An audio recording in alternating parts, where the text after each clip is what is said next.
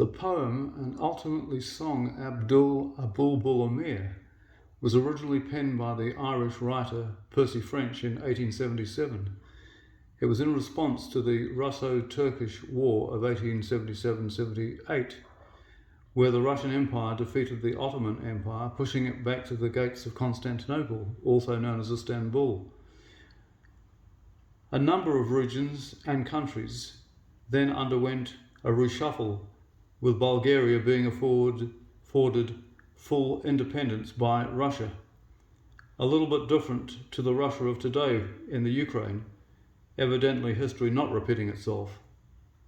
French based his tale on a sort of a prince and the pauper in reverse, with Amir or prince on the Ottoman side and the Skavar or low-class character fighting the Russian position, potskivers or skivers meaning chambermaid in Ireland.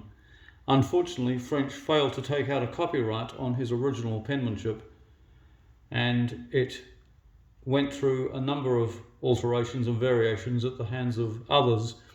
On the brighter side, he did make £20 clear profit in 1877 from the sale of 200 copies, and royalties on his original were secured for his descendants. Here are the first 6 verses from the 13 in total, highlighting his intentions. Both men perished in the skirmish, a draw the net result. The sons of the prophet were brave men and bold, and quite unacquainted to fear, but the bravery by far in the ranks of the Shah was Abdul, Abulbul Amir. Now the heroes were plenty and well known to fame in the troops that were led by the Tsar, and the bravest of these was a man by the name of Ivan Skavinsky, Skavar.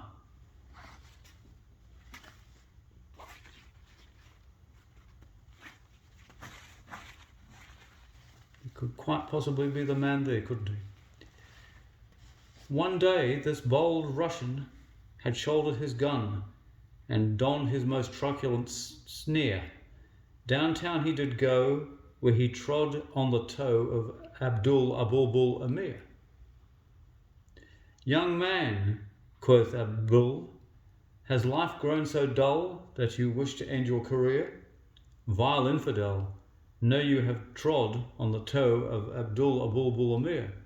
Said Ivan, "My friend, your remarks in the end will avail you little, I fear, for you ne'er will survive to repeat them alive, Mr. Abdul Abulbul Amir."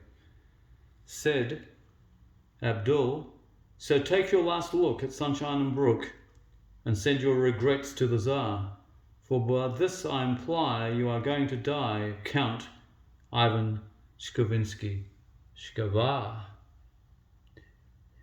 Note how Abdul mocks his opponent by awarding him the honorary title of Count. My late uncle, who I eulogize elsewhere on my channel, was also fond of reciting this, especially the final verse. However, although I didn't tell him at the time, he had it wrong, saying, "Send your respects to the Tsar," since clearly it was Abdul's intention to predict his opponent's downfall, which proved to be not quite the case. A real hoot from a great Irish writer, who was probably discussing ideas with Oscar Wilde, W.B. Yeats and George Bernard Shaw as I speak.